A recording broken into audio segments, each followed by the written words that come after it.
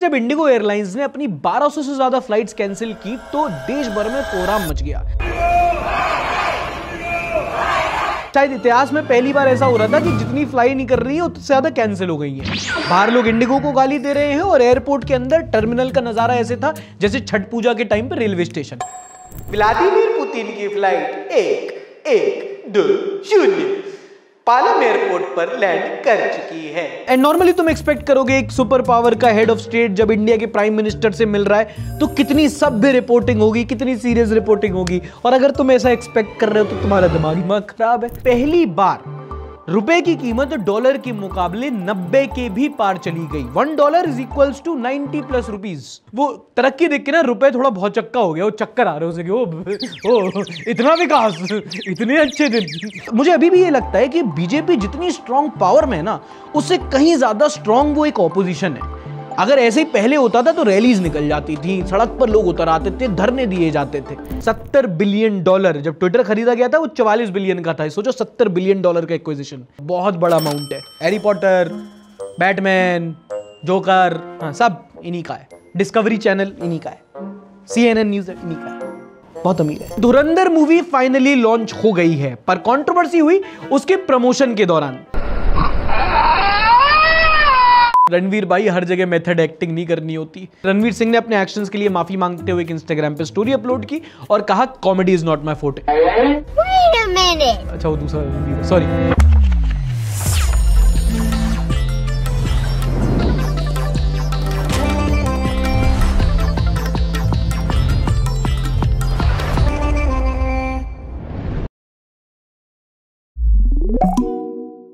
नमस्कार, आदाब, this is सार्थक and welcome back on the Sunday show. वो शो जहां हम करेंगे अब न्यूज की बात एंटरटेनमेंट के साथ। आगे बढ़ने से पहले पीएस से बॉटम लाइंस जल्दी बताएंगे और इस हफ्ते फाइनेंस पे बहुत न्यूज है। With that said let's get started. इस हफ्ते का सबसे बड़ा बवाल है एविएशन, फ्लाइट्स को लेकर।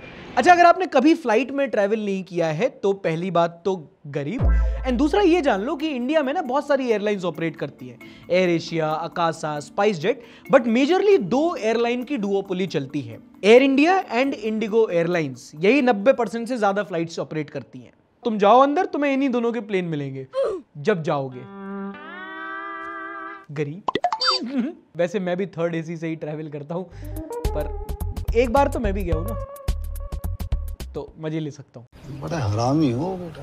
और इसी वजह से जब इंडिगो एयरलाइंस ने अपनी 1200 से ज्यादा फ्लाइट्स कैंसिल की तो देश भर में कोहराम मच गया। चुप बेटा।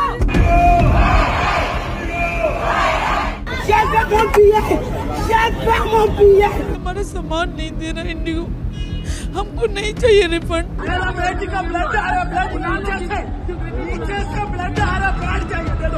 अबे बाहर आके चिल्लाना, बाहर आके चिल्ला तू, बाहर आके जवाब दे।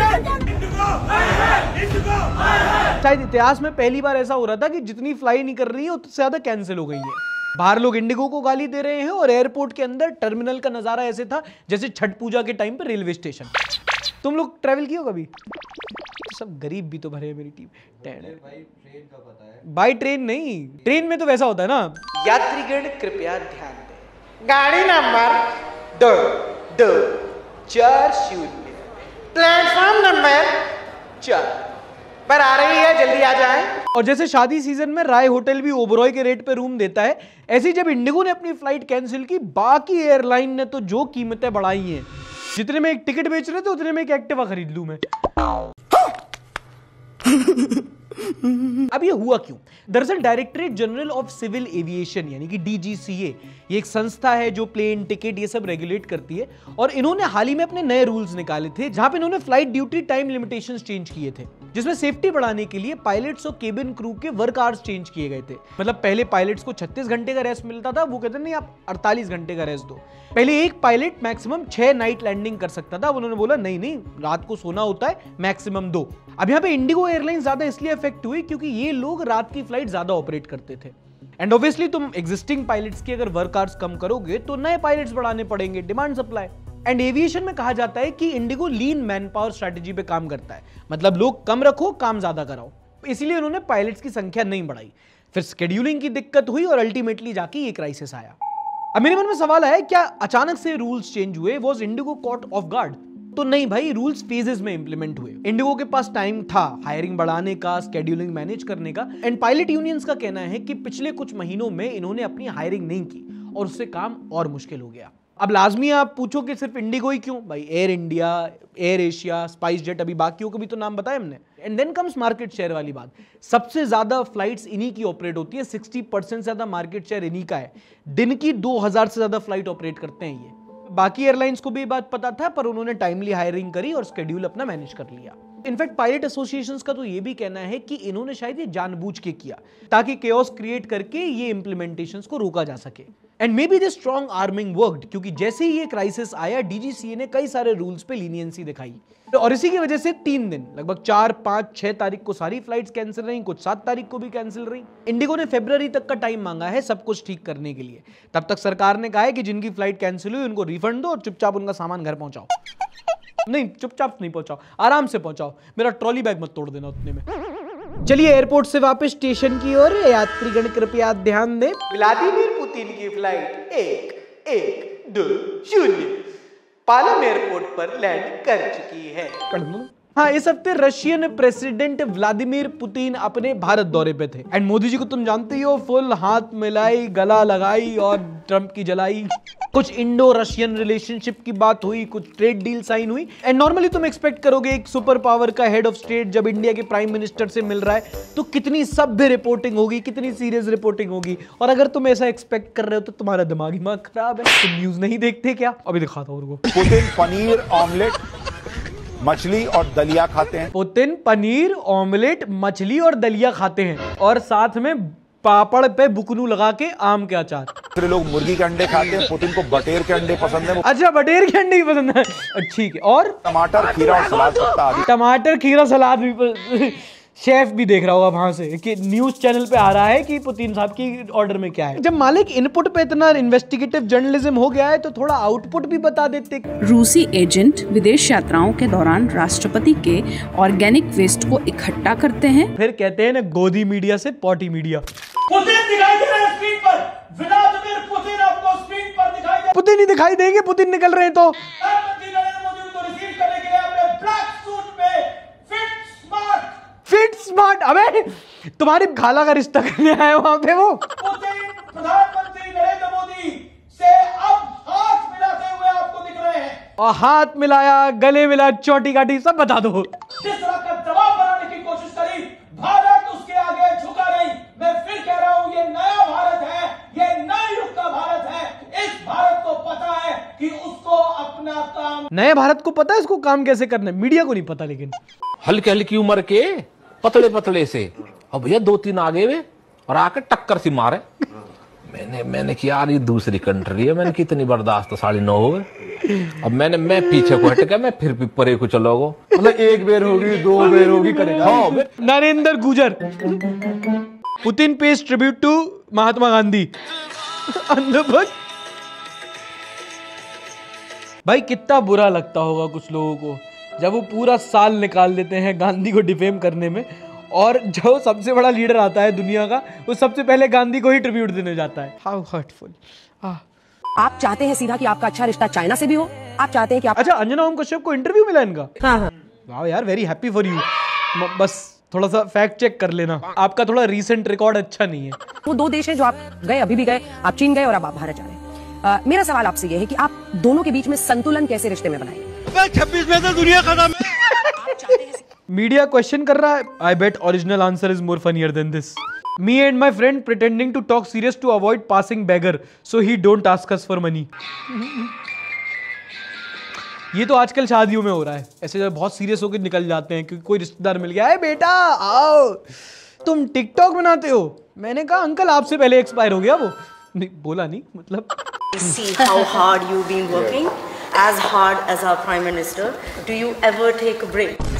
साला उम्मीद भी नहीं कर सकते तो इज्जत तो दूर की बात, बेइज्जती करवाने पे तो ले लो। कुछ नहीं है, तुम्हें अभी और दिखाता हूं मैं इनकी पहले की हरकत है। ये जो आप देख रहे हैं पुतिन, ये नकली पुतिन है, असली नहीं है। भाई पुतिन है, पुतला नहीं है। पुतिन का दाहिना हाथ हिल रहा है लेकिन उनका ये हाथ हिलता नहीं है। देखिए जरा, मीडिया वालों ने इतना आतंक काट दिया, वो बेचारा 2 दिन के अंदर वापस चला गया और बोला समझ रहे ना आप? लेकिन सुन के अच्छा लगा। यही बोला उसने, तुम्हें कौन सी रशियन आती? अच्छा, इस हफ्ते धुरंधर मूवी फाइनली लॉन्च हो गई है, पर कंट्रोवर्सी हुई उसके प्रमोशन के दौरान। दरअसल स्टेज पर रणवीर सिंह और सामने कंतारा मूवी के एक्टर डायरेक्टर ऋषभ शेट्टी बैठे हुए थे। तो पहले तो बेचारा देव को एक फीमेल गॉड बोल देता है, specially when the female ghost gets inside your body. फिर उसके बाद in a respectable but yet in a joking manner वो ऋषभ शेट्टी को इमिटेट करने की कोशिश करते हैं। रणवीर भाई, हर जगह मेथड एक्टिंग नहीं करनी होती। सोशल मीडिया पे आउटरीच तो हुआ ही, बट साथ ही में सेंटिमेंट हर्ट करने के लिए इनके खिलाफ एक एफआईआर तक हो गई, जिसके बाद इन्हें सोशल मीडिया पे आकर एक अपॉलॉजी स्टेटमेंट इशू करना पड़ा। रणवीर सिंह ने अपने एक्शंस के लिए माफी मांगते हुए एक इंस्टाग्राम पे स्टोरी अपलोड की और कहा comedy is not my forte. अच्छा, वो दूसरा रणवीर है, सॉरी। अबे साले। अगर आप देखने गए हो तो प्लीज एक बार कमेंट सेक्शन में जरूर बता देना। इस हफ्ते एक ऐप जो काफी ज्यादा चर्चा में था वो था सरकार का संचार साथी app. Now what is it? कहा गया कि इसको नागरिकता के डेटा की सुरक्षा के लिए सरकार ने बनाया है। अब इसमें मसला ये हुआ कि सरकार ने बोला कि ये ऐप एक प्री इंस्टॉल्ड ऐप है। मतलब ऐसा नहीं कि आप प्ले स्टोर से बाद में फोन खरीदने के बाद डाउनलोड करोगे। मतलब आप फोन खरीदोगे तो कुछ ऐप होते हैं ना, यूट्यूब, जीमेल, जो पहले से आते हैं, वैसे ही संचार साथी ऐप भी प्री इंस्टॉल्ड आएगा। ना इसको आप डिलीट कर सकते हो, ना आप इसको अनइंस्टॉल कर सकते हो। बताया गया कि कई ज्यादा फायदे हैं। कोई आपके साथ स्कैम नहीं करेगा, कोई आपका डेटा नहीं चुराएगा, कोई आपके फोन को मिसयूज नहीं कर पाएगा, और कोई पूरा संडे शो देखने के बाद लाइक करे बिना नहीं जाएगा। अभी इंस्टॉल करो इस चीज को। पर इस ऐप को एंटी इंडिया ब्रांड एप्पल ने कंप्लाई करने से मना कर दिया। बोला कि हम अपने ऐप स्टोर पे नहीं डालेंगे, ये यूजर की प्राइवेसी के खिलाफ है। इनको ना ट्रंप ने उकसाया होगा, जलता है हमसे। You are fake news. फिर ब्रिटिश न्यूज कंपनी रॉयटर्स ने इसको अपोज किया। बोला कि भैया एक मास सर्वेलेंस सिस्टम है, sort of like Pegasus 2.0। George Soros ने पैसे खिलाए यहाँ पे। एंड ऑब्वियसली इंडिया की ऑपोजिशन पार्टीज, एक्टिविस्ट, कई सारे डिजिटल सिक्योरिटी एक्सपर्ट्स ने बोला कि ये ठीक नहीं है। यूजर प्राइवेसी यूजर की होती है। अगर आप प्री इंस्टॉल कुछ करके देते हो, फिर उसमें आप उनकी लोकेशन, कैमरा, स्टोरेज का एक्सेस ले लेते हो और आप उसको अनइंस्टॉल भी नहीं करने देते हो, और आप एक सरकार हो, फिर ये तो मुझे जहरीली खिचड़ी पकती नजर आ रही। फिर जब इतने सवाल उठे कि आप सरकार इतने अच्छे ट्रैक रिकॉर्ड के साथ एक प्री इंस्टॉल्ड ऐप दे रहे हो, हर चीज का एक्सेस ले रहे हो, अनइंस्टॉल भी नहीं करने दे रहे हो, आप थोड़े से, सरकार बोली नहीं नहीं नहीं नहीं ऐसे कैसे, हम तो बहुत, अरे क्या होली, अरे आप हम सर्वेलेंस, छी। बोला दरअसल हमारा मैंडेटरी भी ऑप्शनल है, आपको रखना है रखो, नहीं रखना है नहीं रखो, कोई बात नहीं। एंड हियर ना आई काइंड ऑफ अग्री, हो सकता है ये सही हो, क्योंकि सर्वेलेंस के लिए इनको ऐप डालने की जरूरत थोड़ी है, ये तो वैसे ही सफेद कपड़ा, ओ ग्रे ग्रे ग्रे। एंटरटेनमेंट के बाद न्यूज के अगले पड़ाव की ओर, खाने के साथ अचार, अगला सेगमेंट। अगली खबर है आपकी हेल्थ पर। देखो, कुछ बीमारियां ऐसी होती हैं जो एक एज के बाद आती हैं, जैसे कि जोड़ों में दर्द, कमर में लचक, चिड़चिड़ापन, या फिर कंडीशंस लाइक डायबिटीज। एक उम्र के बाद ही इसके रिस्क होते हैं, पर अब ऐसा नहीं है। नेशनल लाइब्रेरी ऑफ मेडिसिन ने एक डेटा निकाला और बताया कि अब बच्चों को भी ये प्रॉब्लम होने लगी है। डेटा बताता है कि आज भारत में हर 6 में से 1 बच्चा ऐसा है जो प्री डायबिटिक है। मतलब उसका शुगर लेवल नॉर्मल से तो ज्यादा है, पर इतना ज्यादा नहीं है कि अब उसे डायबिटीज बोल दिया जाए। पर अगर उसने सुधारा नहीं तो आगे जाके जैसे उम्र बढ़ेगी, मेटाबॉलिज्म वीक होगा, उसको डायबिटीज हो जाएगी। और क्या कारण है कि बड़ों की बीमारी बच्चों को हो रही है? सेम लाइफस्टाइल, डाइट में हाई कार्ब, लो प्रोटीन और आजकल अवेयरनेस की कमी और किंडर जॉय। और ये डायबिटीज, प्री डायबिटीज, ओबेसिटी, मोटापा, ये सब प्रॉब्लम इंडियंस में इतनी बढ़ रही है क्योंकि हम लोगों में से ज्यादातर लोगों की आदत ही नहीं है कि हम अपने ब्लड शुगर लेवल्स को रेगुलेट करें या मॉनिटर करें। कितने ही लोग करते हैं ऑन अ रेगुलर बेसिस, जबकि इंडिया में करोड़ों लोग प्री डायबिटिक हैं और कहते हैं कि you can't improve what you can't measure. और ब्लड शुगर इतना इंपॉर्टेंट मेट्रिक होने के बावजूद भी हम इसको इग्नोर करते हैं। एंड यहाँ पे कुछ लोग बोलेंगे कि भैया हम अपनी शुगर लेवल क्यों ट्रैक करें, हमें थोड़ी डायबिटीज है, जबकि ऐसा नहीं है। शुगर लेवल ट्रैक करना सिर्फ डायबिटिक लोगों के लिए जरूरी नहीं है, नॉर्मल व्यक्ति के लिए भी एक अच्छी हेल्थ प्रैक्टिस है। अगर आप प्री डायबिटिक हो तो आपको जल्दी पता लग सकता है। अब कितने लोग आजकल स्मार्ट वॉच में अपनी हार्ट रेट, ईसीजी वगैरह ट्रैक करते हैं, सब थोड़ी दिल के मरीज हैं, but it is good to monitor your body. और जितना आसान हार्ट रेट ट्रैक करना है, उतना ही आसान शुगर लेवल मॉनिटर करना है। उसके लिए आपको कोई अस्पताल या क्लिनिक नहीं जाना, बस आपको चाहिए एक बीटो का कर्व ग्लूकोमीटर। बीटो कर्व ग्लूकोमीटर से आप अपना ब्लड शुगर लेवल कहीं भी कभी भी चेक कर सकते हो। ये कर्व ग्लूकोमीटर बिल्कुल इतना सा पेन ड्राइव से भी छोटा होता है, जो एक यूएसबी पोर्ट से आपके फोन में कनेक्ट हो जाता है। और फिर आप आसानी से इन्हीं की किट से अपना ब्लड सैंपल लेके इसमें लगा के चेक कर सकते हो। मैंने खुद लगा के देखा है, हाईली एक्यूरेट रीडिंग होती है और खराब भी नहीं होता, ना चार्ज करने की जरूरत, ना ब्लूटूथ से कनेक्ट करने की जरूरत, लाइफ टाइम वारंटी।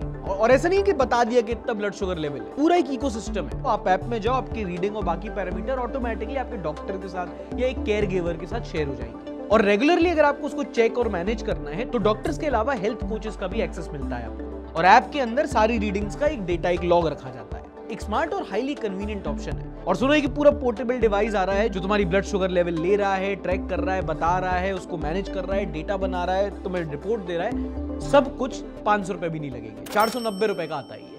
और हम हमेशा कोशिश करते हैं कि पीयर रिव्यूड बेस्ट प्रोडक्ट्स आप तक लेके आए। तो ये जो बीटो का कर्व ग्लूकोमीटर है, ये Amazon पे हाईएस्ट रेटेड है, 4.2 रेटिंग है इसकी। तो आपको या आपके घर में किसी को शुगर की प्रॉब्लम है, आपको लग रहा है कि बहुत लाइफस्टाइल यामा हो गई, मैं प्री डायबिटिक भी हो सकता हूं, चेक करने के लिए आप बीटो का एक ग्लूकोमीटर मंगा सकते हो। चाहो तो यहां क्लिक करके डायरेक्टली Amazon से ऑर्डर कर सकते हो, या डिस्क्रिप्शन और पिन कमेंट में भी मैंने लिंक दे रखा है। अगली खबर एंटरटेनमेंट इंडस्ट्री से, हो सकता है आपने नहीं सुनी हो, और वो ये कि streaming giant Netflix will soon bye Warner brothers, उनका जो स्टूडियो स्ट्रीमिंग डिपार्टमेंट है उसको, फॉर अबाउट $70 बिलियन। $70 बिलियन। जब ट्विटर खरीदा गया था वो 44 बिलियन का था। सोचो $70 बिलियन का एक्विजिशन, बहुत बड़ा अमाउंट है। एक बिलियनर आदमी लो, अलग पांडे, और 70 लाख पांडे खड़ी कर दो। मुझे क्यों तोड़ा? आज आगे लिख के आता ना WB अब वार्नर ब्रदर्स दुनिया का सबसे बड़ा प्रोडक्शन जायंट है। आपने कई सारी मूवीज की स्टार्टिंग में ये वाला लोगो देखा होगा, हैरी पॉटर, बैटमैन, जोकर, हाँ सब इन्हीं का है। डिस्कवरी चैनल इन्हीं का है, CNN न्यूज़ इन्हीं का है।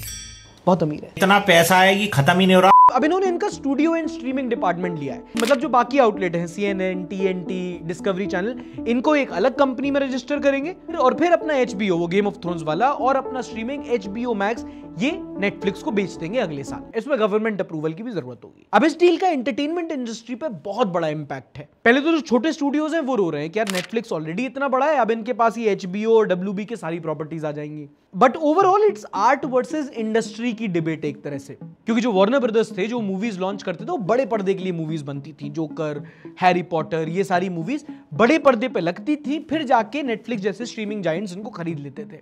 पर नेटफ्लिक्स एक डिजिटल फर्स्ट प्लेटफॉर्म है, तो अगर इनकी मूवीज लेगा भी तो कोशिश करेगा कि सबसे पहले वो स्ट्रीमिंग प्लेटफॉर्म्स पे आए, वो बड़े पर्दे से पहले आपके फोन पे आ जाए। और अगर उसको थिएटर में लगाएगा भी तो बस नाम के लिए, तो वो स्ट्रीमिंग और प्रॉफिट के चक्कर में द आर्ट ऑफ सिनेमा वो कहीं हैम्पर हो सकता है। फॉर एग्जाम्पल, अगर कोई मूवी आई से F1, अब इसका मजा बड़े पर्दे पे ही देखने में है, तभी अभी तक थिएटर सर्वाइव कर रहे हैं कि कुछ मूवी बड़े पर्दे पे देखने में मजा आता है। बट चूंकि अब राइट नेटफ्लिक्स के पास रहेंगे तो कोशिश करेंगे कि थिएटर में डालने पहले हमारे ऐप पे आ जाए। ये बात है। अच्छा, अगली खबर उस पर जो बहुत गिरा हुआ है और पिछले कुछ सालों से तो गिरता ही जा रहा है। यूएस पर बुरी तरीके से डिपेंडेंट है और हमारी सरकार चाह के भी उसका कोई सॉल्यूशन नहीं निकाल पा रही। No, not P but R, हमारे देश का रुपया। एकदम इन्होंने वक्त बदल दिया, जज्बात बदल दिए। इस हफ्ते ये न्यूज बहुत चली, आपने भी सुनी होगी। पहली बार रुपए की कीमत डॉलर के मुकाबले 90 के भी पार चली गई। $1 इज इक्वल्स टू 90+ रुपीज। और इस बात पे दुख तो लोग लेते ही रहते हैं, इस बार लोगों ने मजे बहुत लिए। गोदी media on falling Indian rupee value before 2014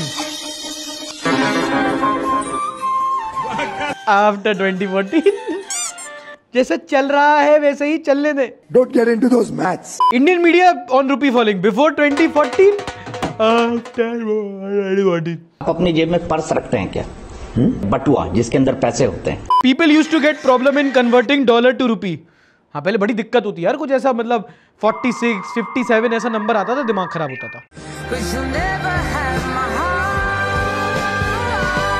Modi ji working hard to make $1 equal to 100 rupee पर टू मेक कैलकुलेशन इजी। आप ये नहीं देख रहे हैं, डॉलर के मुकाबले भारत 100 के पार अगर चला गया तो हमारे देश के युवाओं का गणित में अंक अच्छे आएंगे।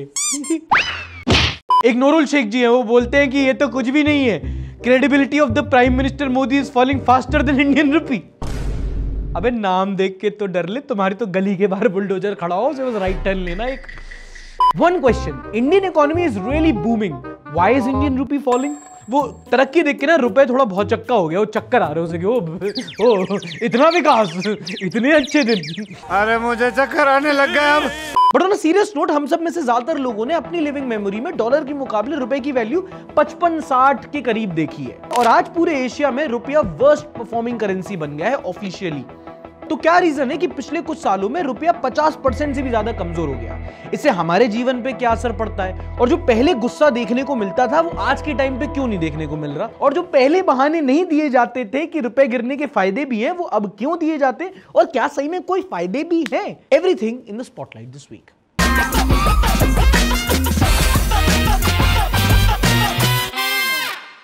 नाउ फॉर लेमन, पहले तो ये समझ लो, जब बोलते हैं ना कि रुपया गिर रहा है, तो इसका मतलब ये नहीं है कि लिटरली मीडिया की ईमान, रिश्तेदारों की प्रॉपर्टी पे नियत या उसके सामने तुम्हारी इज्जत की तरह रुपया गिर गया है। ज्यादा पर्सनल हो गया। रुपया आइसोलेशन में ऊपर नीचे नहीं जाता, वो एक रेफरेंस देखा जाता है कि इस करेंसी के मुकाबले रुपया गिरा या चढ़ा, एंड मोस्ट कॉमनली रेफरेंस होता है अमेरिकी डॉलर। अब डॉलर की कंपैरिजन में रुपया 90 छू रहा है, यूरो 105 और pound 120। 420 pounds, the great Khali! अबे वो वाला पाउंड नहीं, वो वेट का हो। ऐसे ऐसे लोगों को सिखाना पड़ रहा है। ओके, हेड्स अप, मैं कोई इकोनॉमिक्स का स्टूडेंट नहीं हूं, ये मेरे खुद 51 नंबर आए थे, तो जितना अपनी समझ के मुताबिक समझा पाऊंगा समझा दूंगा। कहीं कोई गलती हो गई तो मुझे फाइनेंस मिनिस्टर बना देना। डेटॉल से मुंह साफ कर दो भैया। डॉलर के रेफरेंस में रुपया देखा जाता है, इतना समझ गए? अब हमारी करेंसी वीक होने के मेजरली 2 रीजंस हैं। पहला है डॉलर का आउटफ्लो। अब आपको पता होगा पिछले कुछ टाइम से कई सारे फॉरेन इन्वेस्टर्स इंडियन मार्केट से पैसा निकालकर एग्जिट कर रहे थे। हम कई बार बोलते हैं ना, FII फॉरेन इंस्टीट्यूशनल इन्वेस्टर बाहर जा रहे हैं, और जितना डॉलर देश के बाहर जाएगा उतनी सप्लाई कम होगी, प्राइस बढ़ेगा। Basic economics. हमारे मतलब आपको मत सिखा, चल हर बात पे बाप पे मत जाया करो यार। और दूसरा है व्यापार, ट्रेड। मतलब हम एक्सपोर्ट कम करते हैं, सामान कम बेचते हैं, इंपोर्ट ज्यादा करते हैं, और सारा लेन देन डॉलर में होता है, तो नेट नेट डॉलर ही बाहर जा रहा है देश के। ये समस्या है। और ये बात तो आप भी जानते हो कि काफी टाइम से ये टैरिफ चला जा रहा है। सबको लग रहा था कि एक ट्रेड डील हो जाएगी, लेकिन अभी तक ऐसी कोई ट्रेड डील नहीं हुई है। कुल मिला के अपन को चाहिए 3 T: टैरिफ, ट्रेड, टेंशन। इसको लगा स्कोर कर रहे हैं। और अगर ये सब समझ में ना आए तो एक महान शख्सियत ने कहा था, first of all I would look at it as not rupees sliding, I look at it as dollar strengthening. And obviously if you are a normal person you don't care. आप कहे कि भाई 80 का हो, 90 का हो, 100 का हो, तो उससे मेरा क्या फायदा? भाई घाटा। बताता हूं कैसे। देखो, एक कहावत है कि चाकू तरबूज पे गिरे या तरबूज चाकू पे, कटता तो तुम्हारा ही है। अश्लील है ये लोंडा। देखो, रुपया वीक होने से हर वो चीज महंगी हो जाती है जो हम एज अ कंट्री बाहर से डॉलर्स में खरीदते हैं। फॉर एग्जांपल क्रूड ऑयल, अगर वो महंगा खरीदेंगे तो पेट्रोल, डीजल, गैस, जो भी बाय प्रोडक्ट है वो महंगा हो जाएगा।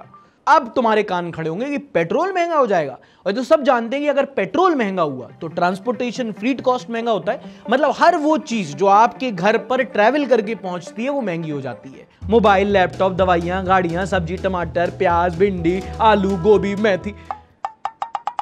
मैं वेटर क्यों मतलब पहले $10 के सामान के लिए आपको 800 रुपए देने पड़ते थे, अब आपको सेम चीज के 900 रुपए देने पड़ेंगे, क्योंकि एक्सचेंज रेट बढ़ गया। इतना पहले आता तो 55 नंबर आते। हमारी करेंसी वीक होने से जो इंपोर्टेड गुड्स होते हैं वो हमारे लिए महंगे हो जाते हैं। तो मैं पड़ोसियों को एग्जांपल देके समझाता हूं। हमारे लिए $1 90 रुपए का है, पर $1 पाकिस्तानियों के लिए 280 रुपया का है। इसलिए वहां पे महंगाई का आलम ही अलग है।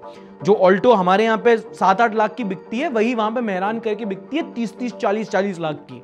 अगर तुम कोई ऐसी सेडान टाइप गाड़ी वहां पे लोगे तो करोड़ों में बात होती है, क्योंकि वहां की करेंसी वीक है। ऐसे ही वो बिजनेसेस जिनका रॉ मटेरियल बाहर से आता है उनकी मार्जिन इफेक्ट होंगे। अब भाई बिजनेस में प्रॉफिट कम होगा तो वो एक्सपैंड नहीं करेंगे, हायरिंग नहीं करेंगे तो फिर नौकरी नहीं आएगी। इसीलिए डॉलर और रुपए का संतुलन थोड़ा भी यहां वहां होता है ना, तो उसके रिपल इफेक्ट बहुत बड़ा होता है। और ऐसी दिक्कत हमारे जैसे देशों को ज्यादा इसलिए आती है क्योंकि हमारे एक्सपोर्ट्स जो हैं वो कम है और इंपोर्ट्स बहुत ज्यादा है ना। इंडस्ट्री उतनी नहीं है हमारे पास। वही हमारा दूसरा पड़ोसी देश है चाइना, जिसकी पूरी इकोनॉमी ही एक्सपोर्ट्स पे टिकी हुई है। इसीलिए चाइना कई बार जानबूझकर अपना एक्सचेंज रेट गिरा देता है। अब ऐसे में सवाल उठता है कि जब भाई रोटी, कपड़ा, गाड़ी, मकान सबके दाम बढ़ेंगे, पिज्जा से लेके वीजा तक सब महंगा हो जाएगा, तो जनता को इतना फर्क क्यों नहीं पड़ रहा? जनता सवाल क्यों नहीं कर रही? ऑपोजिशन क्यों सवाल नहीं कर रही?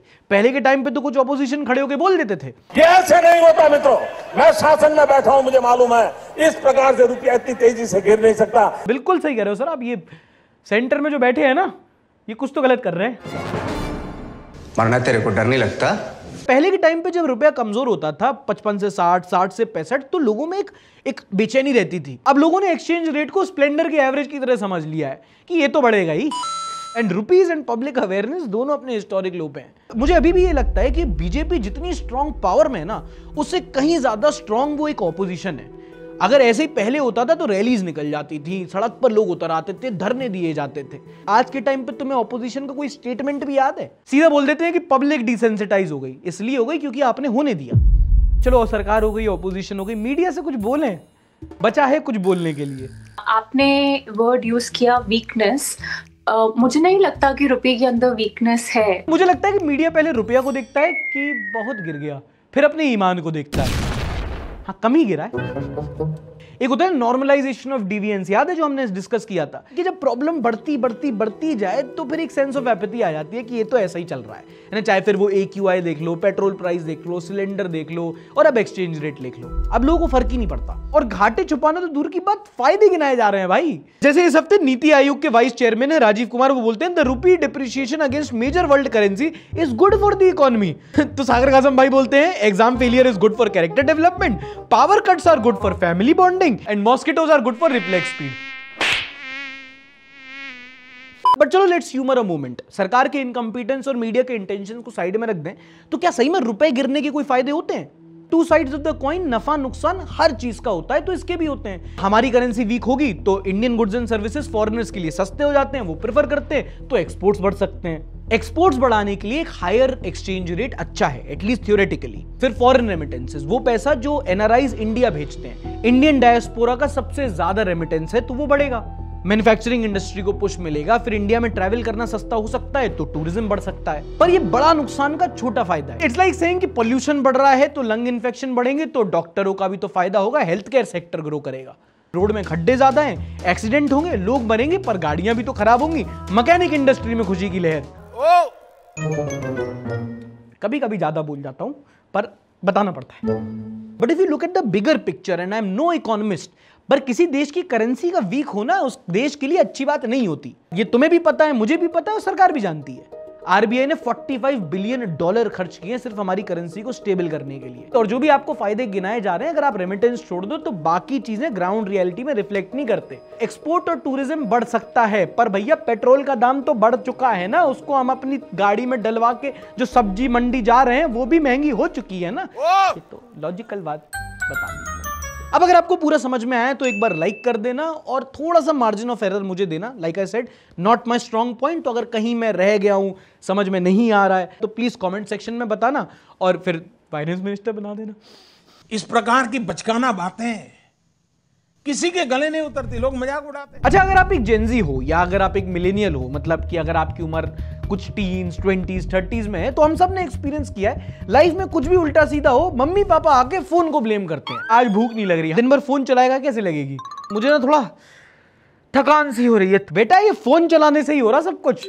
आज ना रास्ते चलते पैर के नीचे गोबर आ गया। हाँ, क्योंकि सड़क नहीं, फोन देख रहा होगा तू। हाँ, हार्ट अटैक आ रहा। हाँ, तो फोन की वजह से तो आ रहा है। बट हाल ही में एक रिसर्च में पता चला है कि फोन एडिक्शन के मामले में इंडिया में एक नया वल्नरेबल ग्रुप है, और वो जवान और बच्चे नहीं है, वो है मिडिल एज्ड और ओल्डर एडल्ट्स। Hello boomers. हाँ, ये घर घर की कहानी है। कुछ साल पहले जो पप्पा बोल रहे थे ना, बेटा कम फोन चलाया कर, बेटे से ज्यादा फोन आजकल वही चला रहे हैं। बहुत सारी फैमिली यहाँ पे ऑकवर्ड हो गई होंगी, पर मेरा फर्ज बनता है कि आप लोगों की तरह ही पूरे ताने देकर ये न्यूज सुनाऊं आपको। रिपोर्ट में बताया गया है कि ये जो ग्रुप है, ये अंकल आंटियों का, इनके लिए सोशल मीडिया ज्यादा खतरनाक है क्योंकि इनको मिस इन्फॉर्मेशन पकड़ना नहीं आता। मतलब आंखों के साथ साथ इनका दिमाग भी खराब हो रहा। उसका एक रीजन ये भी बताया गया कि ये जो जनरेशन है, ये इतनी डिजिटली लिटरेट नहीं है।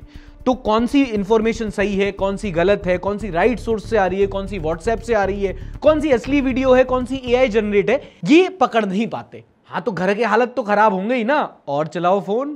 अच्छा दोस्तों, इनके साथ प्रॉब्लम ये भी है कि ये अथॉरिटेटिव पोजीशन पे रहते हैं ना, तो इनको लगता है कि यही हमेशा सही है। एक बात जो रिपोर्ट में नहीं बताई, पर हम लोग को पता है कि इनको समझा भी नहीं सकते क्योंकि ये घर के बड़े हैं। इनसे अगर कुछ बोल दिया तो बच्चे बदतमीज हैं और चलाओ फोन। और सोशल मीडिया एक लूप की तरह होता है। आप एक गलत चीज देखते हो, उसको वैलिडेट करते हो, और एल्गोरिथम ऐसा होता है कि फिर आपको और भी ज्यादा गलत चीजें दिखाने लगता है। और फोन एडिक्शन बड़े उम्र के लोगों के लिए इसलिए भी खतरनाक होता है क्योंकि उनको सिर्फ आईसाइट की नहीं, बैड पोस्चर और आगे जाके डिमेंशिया जैसी भी प्रॉब्लम्स हो सकती हैं। तो अंकल आंटियों, कहने का मतलब ये कि आप बिल्कुल फेसबुक व्हाट्सएप चलाओ, बस थोड़ा देख के चलो, फेक न्यूज बहुत फैल रही है और इसके चक्कर में अगर आप गलती से बीमार पड़ गए तो और चलाओ फोन। चलो अगली खबर के लिए आपको ले चलता हूं वेस्ट बंगाल। कुछ समय पहले यहां पर एक टीचर रिक्रूटमेंट स्कैम हुआ था, कैश फॉर जॉब स्कैम जिसको कहा गया था, जहां पे कई सारे कैंडिडेट से पैसा लेकर के उनको टीचर की जॉब दी गई थी। फिर ये स्कैम बाहर आया, मामला कोर्ट में पहुंचा और कोर्ट ने हजारों की संख्या में नौकरियां कैंसिल कर दी थी, जिसके बाद और बवाल हो गया था कि भाई स्कैम किया किसी ने, फंसा कोई और।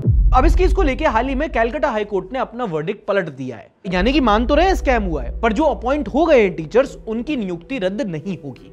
कई सारे टीचर्स हैं जो ऑलरेडी जॉब पे लग गए हैं, 9-9 साल से काम कर रहे हैं, अब अचानक से अगर उनकी नौकरी छीन ली तो वो और उनकी फैमिलीज, जिसका कुछ लेना देना नहीं है इससे, वो इफेक्ट होंगे।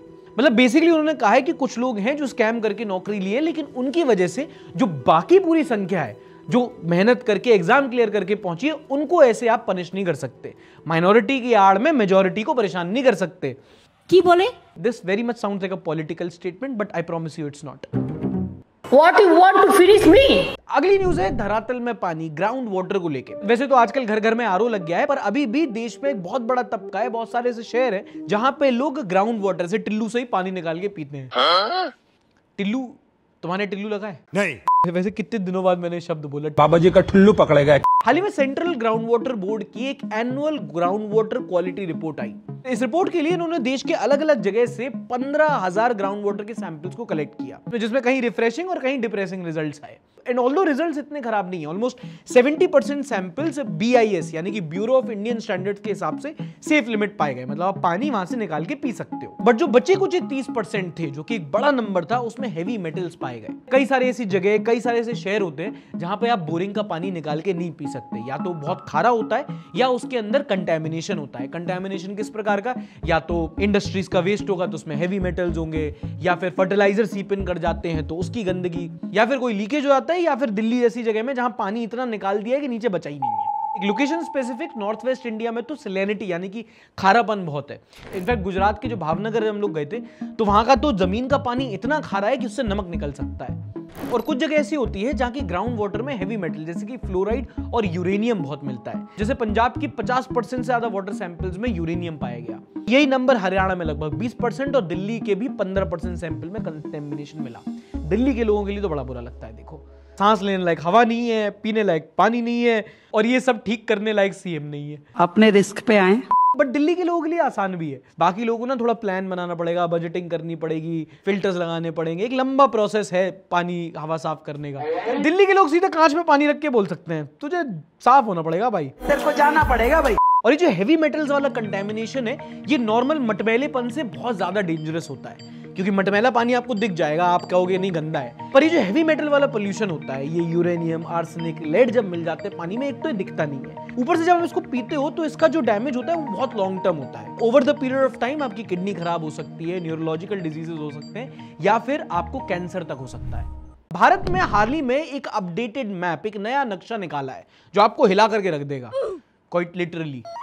दरअसल ब्यूरो ऑफ इंडियन स्टैंडर्ड्स ने अर्थक्वेक डिजाइन कोड को अपडेट किया है। What does that mean? पहले तो इतना समझ लो कि धरती में ना सेस्मिक जोन्स होते हैं, और उसके हिसाब से समझ में आता है कि कौन सी ऐसी जगह है जहां पे अर्थक्वेक या भूकंप आने के चांसेस ज्यादा है। इसी को लेकर एक सेस्मिक जोनेशन मैप बनता है। जैसे कि भारत का हिमालय, यहाँ पे भूकंप आने के चांसेस ज्यादा हैं तो उसको हाई सेस्मिक जोन बोला जाता था, और कई सारी कैटेगरीज में क्लासिफाई किया जाता है। ये जोन 1 है, ये जोन 2 है, जोन 3 है, या बहुत ज्यादा चांस है तो ये जोन 4 है। अब पूरे हिमालयन रीजन को एक सिंगल हाईली प्रोन जोन 4 में रखा गया है।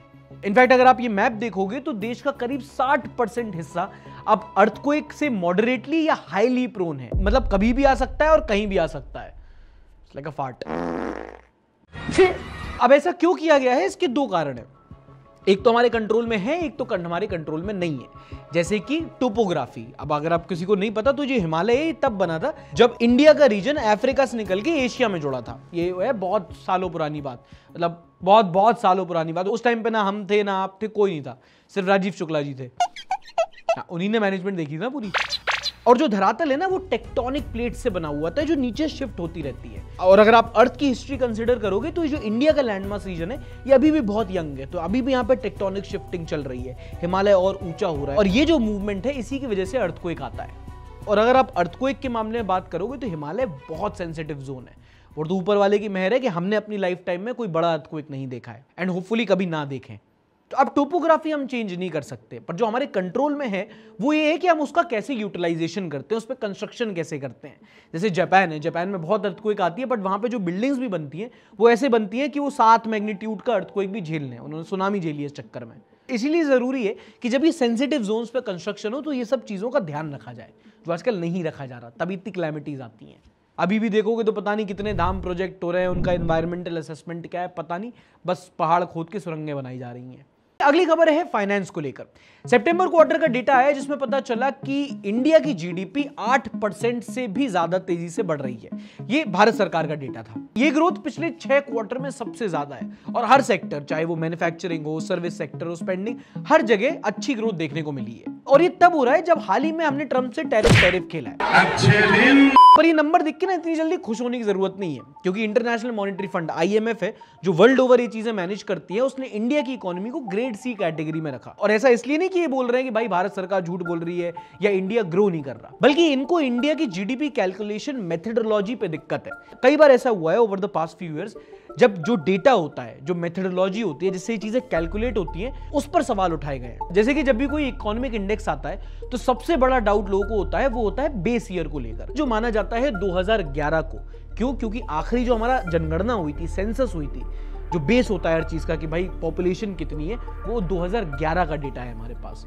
उससे 15 साल बीत गए, कितना ज्यादा माइग्रेशन हो गया है, कितना ज्यादा पैरामीटर बदल गए हैं, सोशियो इकोनॉमिक फैक्टर बदल गए। इसलिए आज की डेट में भारत की सबसे बड़ी जरूरत है कि जल्द से जल्द सेंसस कराया जाए। दूसरी दिक्कत जो IMF ने पॉइंट आउट की वो ये कि जीडीपी में सीजनल एडजस्टमेंट नहीं किए गए, और ये बहुत कंट्री स्पेसिफिक है। अबे क्या बोल रहा है? पिलियल बोल। जैसे कि सितंबर क्वार्टर में उन्होंने बता दिया कि मार्केट में स्पेंडिंग बढ़ गई है, मैन्युफैक्चरिंग बढ़ गई है, पर कुछ सीजनल चीजें भी होती हैं, जैसे कि दिवाली आई है। अब दिवाली की वजह से वो स्पेंडिंग बढ़ी है, पर क्या वो कंसिस्टेंट है अक्रॉस द क्वार्टर्स, ये चीज कंफर्म नहीं है। और आखिरी चीज वो बोली गई है कि हमारा जो इनफॉर्मल सेक्टर है, जो बहुत बड़ा है, उसको अच्छी तरीके से मेजर नहीं किया जाता। उसकी वजह से क्या होता है कि फाइनल नंबर्स में डिस्क्रिपेंसी आती है। पर इस सब के बावजूद इस चीज में कोई दो राय नहीं है कि इंडिया का डेमोग्राफिक डिविडेंड अभी भी सबसे ज्यादा है, one of the fastest growing economies of the world है। और चाहे कितना भी तख्ता पलट उलट पुलट हो जाए, ये एक ऐसी चीज है जो फंडामेंटल स्ट्रांग रखती है हमारी इकोनॉमी की। अगली खबर है रेलवे से।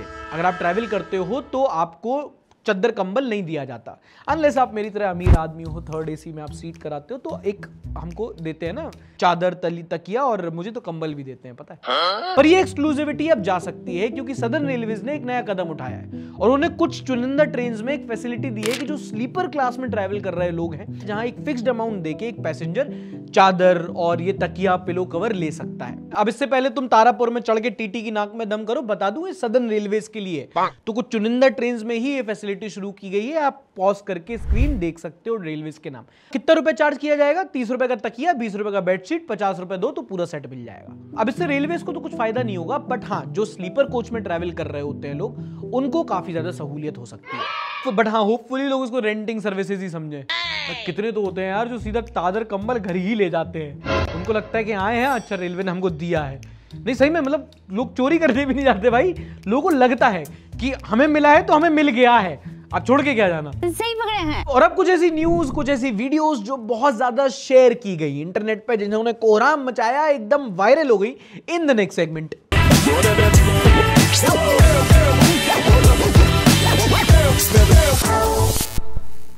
एक वीडियो बाहर आई बिहार असेंबली से जो बहुत ज्यादा शेयर की गई। मैं विधानसभा के सदस्य निर्वाचित हुई हूँ। मैं ईश्वर से सदक लेती हूँ। तक लेती हूँ ईश्वर से? विराट कोहली हो आप? Ben Stokes. उसके कर्तव्य का बस बस बस बस, ऐसा लग रहा है दिल्ली के ट्रैफिक में गाड़ी फंस गई। अब ये है नवादा से दोबारा से निर्वाचित विधायक विभा देवी जी, और जब ये अपना शपथ पत्र पढ़ रही थी ऐसा लग रहा था वाइवा में back bencher. The Shakespeare said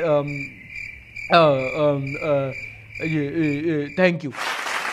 और मैं तो कम, लोगों ने बहुत मजाक बनाया कि सोचो जब शपथ नहीं पढ़ पा रही तो बजट क्या पढ़ेंगी, ऐसे होगा बिहार में सुधार, मेरा देश बदल रहा है, पीछे जा रहा है। तो अनपढ़ रहेगा इंडिया, तभी तो अंधभक्त बनेगा इंडिया। बात तो सही है। जब टीचर बुक रीडिंग के लिए उठाते थे, ये बिहार है, कुछ भी हो सकता है। और लोगों का डाउट यहाँ पे जायज है। बहुत लोगों ने ये भी बोला कि हमारे जब मंत्रियों के पास ही बेसिक एजुकेशन नहीं होगी तो कैसे देश विकास करेगा, कहां से तरक्की होगी।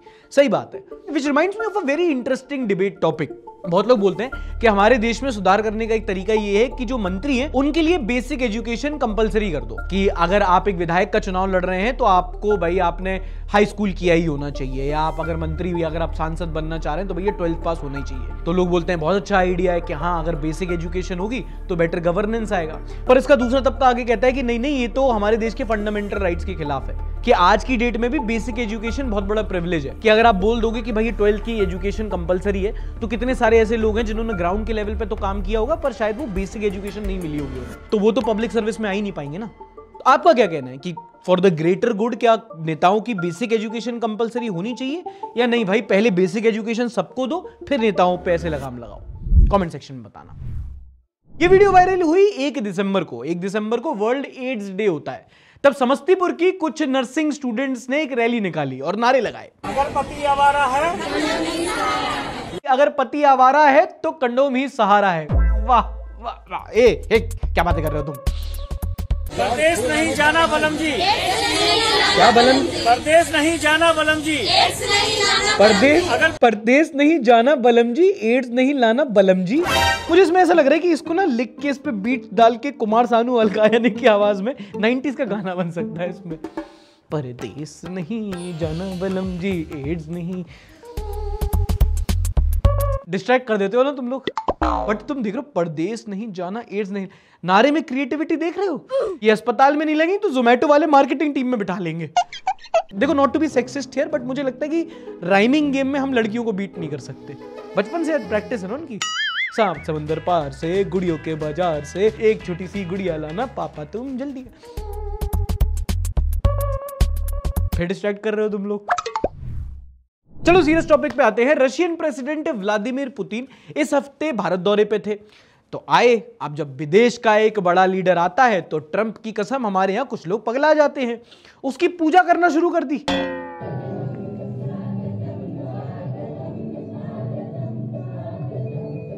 भारत रशिया फ्रेंडशिप जिंदाबाद। अरे कर ये लोग रहे हैं, शर्म मुझे आ रही है।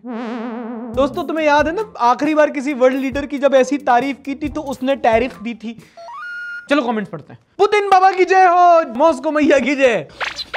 पुतिन आए ना, I feel bad for Putin. नहीं भाई, इस टाइम पे Putin feel bad for us. एक टाइम पे नाटक ट्रम्प चाचा के साथ हुआ करता था। भारतीय नेताओं को भगवान बनाना काफी नहीं था क्या? अरे देखो, एक भगवान के साथ 2-3 और पूजे जाते हैं ना, तो वो कॉन्सेप्ट फॉलो हो रहा है यहाँ पे। हम अंग्रेजों से आजाद नहीं हुए, अंग्रेज हमसे आजाद हुए हैं। तो भाई ऋषि सुनक की भी पूजा की थी इन्होंने, भाई उसका 4 बार कॉल आया था। अगली वायरल वीडियो हुई ये वाली। शाहरुख खान एक शादी फंक्शन में एक लड़की के संग डांस कर रहे, नहीं संग तो नहीं कर रहे थे, लड़की नहीं कर रही थी, लड़की बस देख के ये ताली बजा रही थी। लोगों ने कहा क्या यार किंग खान की बेइज्जती, बट वो एक्चुअली थोड़ी सी ना क्रॉप्ड वीडियो थी। वो डांस शाहरुख भाई लड़की के साथ कर रहे थे, बट वो क्रॉप कर दिया लड़की को, तो शाहरुख भाई की बेइज्जती हो गई। अब इसी फंक्शन में एक और वीडियो में एक लड़की शाहरुख भाई से बोलती है चल पठान छैया छैया पे झूम गया, अब जुबान केसरी करके दिखा। तो फिर एक बार बिजनेस वालों के साथ बिजनेस कर लो ना, जान नहीं छोड़ दे। तुम गुटखा वाले भी नहीं यार।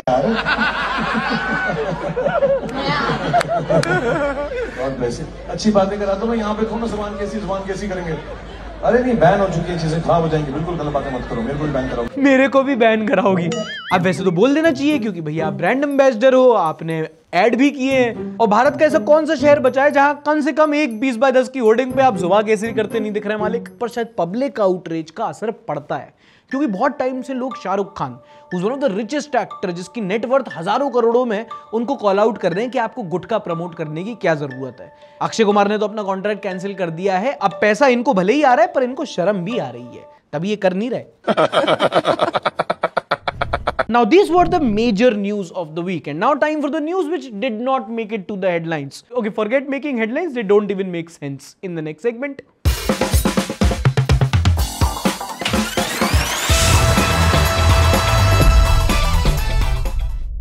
अच्छा, कुछ कहावतें ऐसी होती है ना जो हम सुनते तो हैं बट कभी प्रैक्टिकल नहीं देख पाते उसका। जैसे कि एक कहावत है, उसका मुंह खुला का खुला रह गया। पर ऐसा कौन है जिसका मुंह खुला और खुला ही रह गया? आपने अभी तक ऐसा सुना है? नहीं। अब सुनो, यूपी के औरैया में एक महिला गोलगप्पे खाने पहुंची। अब गोलगप्पे वालों की आदत तुम्हें पता है, खटाखट खटाखट खटाखट डालते हैं, उनकी मशीन चलती है। ऐसी जल्दीबाजी में एक औरत ने अपना मुंह खोला और खुला खड़ा ही रह गया।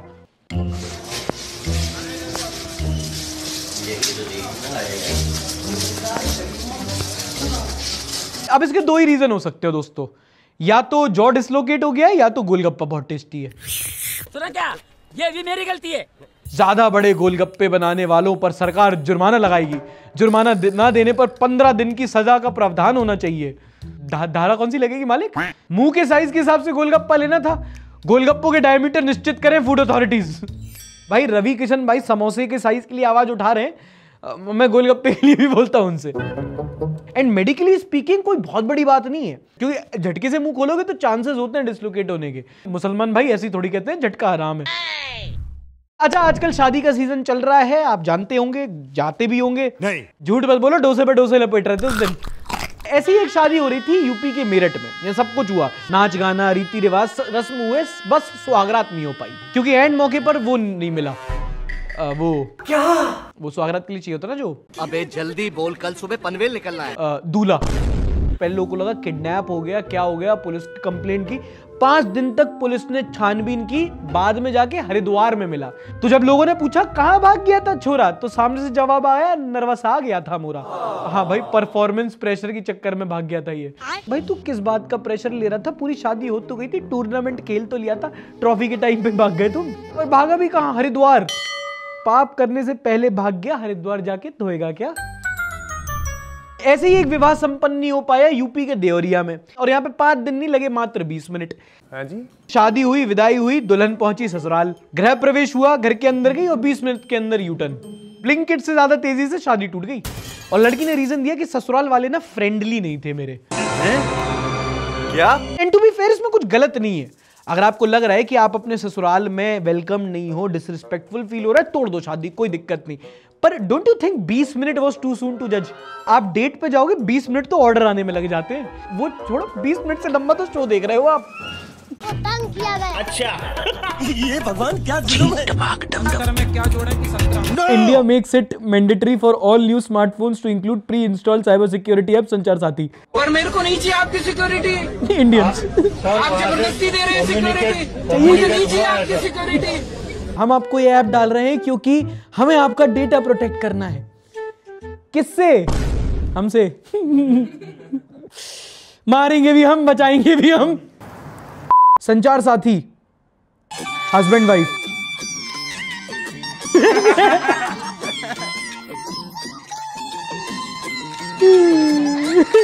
सर्द मौसम है, गर्म आलम में है, और संचार साथी।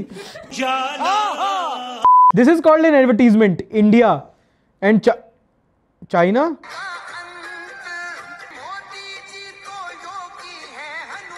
अरे अरे अरे, ये तो बहुत सारी वीडियोस वायरल है कि चलते चलते रोड ही गायब हो गई। वो मुझे बहुत अच्छा, वो सबसे बढ़िया लगा मुझे।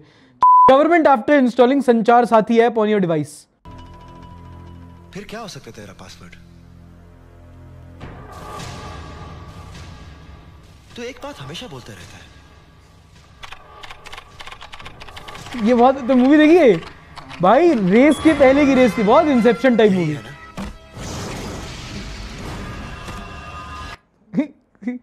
मोदी है तो मुमकिन है। उसमें दोस्तों एम कैप्स रख देना प्लीज।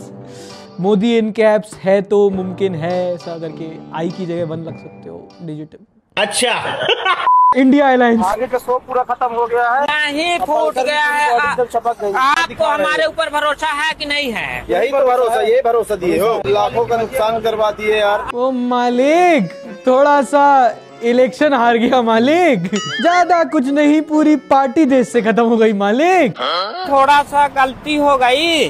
सार्थक भाई बहुत अमीर आदमी है लेकिन फ्लेक्स नहीं करते। अमीर हूं मैं? मेरी इनकम कितनी दिखाई इसमें? $1,00,000, $2 मिलियन, मंथली 10,000 से लेके $1,00,000। $1,00,000 में कितने जीरो होते हैं जी? 20,000 सब्सक्राइबर आ रहे हैं मंथली मेरे, देख रहे तुम? ये सब्सक्राइब तुम लोग कर नहीं रहे। B+ लिखा है यार, यहाँ तो कम से कम हराम जादो, यहाँ तो कम से कम B दे दो। वरना स्कूल और यूट्यूब में डिफरेंस क्या है? एक बहुत पहले वेबसाइट देखा था, उस पे तो मैरिड दिखाया आप। मैरिड दिखाया मुझे? ये बात मेरी बीवी को पता है क्योंकि ना घर नहीं आई अभी तक वो। भाऊ Congress Renuka Chowdhury defined after dog remarks. और क्या बोलूं? चल। मैम प्रिविलेज मोशन आपके खिलाफ लाने की तैयारी की जा रही है, इस पर क्या कहना चाहिए? जब आएगी देखा जाएगा, ऐसी क्या परेशानी है? न्यू पार्लियामेंट्री लैंग्वेज अनलॉक, काफी ऑथेंटिक बार्क थी। अरे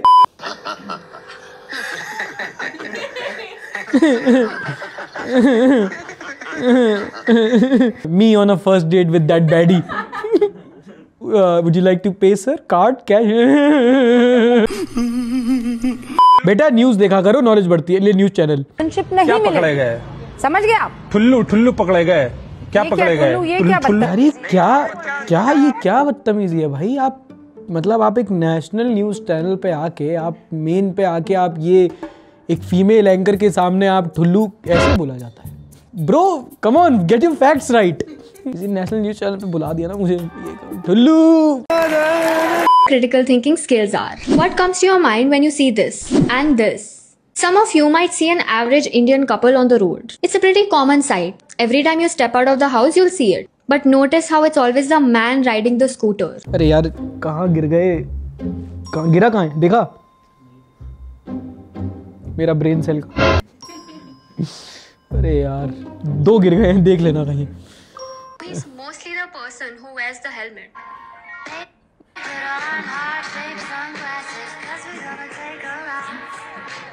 इसका मानसिक संतुलन बिगड़ गया था कब?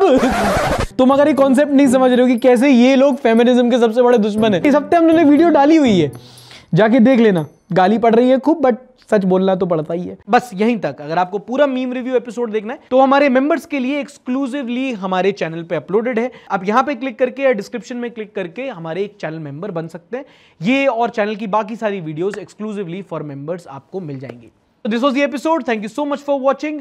पसंद आया तो एक बार लाइक करो, नहीं पसंद आया तो डिसलाइक भी कर सकते हो। कुछ मिस कर गए हो तो कमेंट सेक्शन में आप बता सकते हैं। एज यूजुअल दोस्तों के साथ शेयर करो भाई, लाइक सब्सक्राइब शेयर। कटोरा लेके आऊंगा, ऐसे मांगूंगा वैसे ही मांग ले रहा हूं, तुम दे दो। मिलूंगा अगले हफ्ते with more news and entertainment. Till then take care, tata bye bye, शब्बा खैर, and don't forget to like, subscribe and share.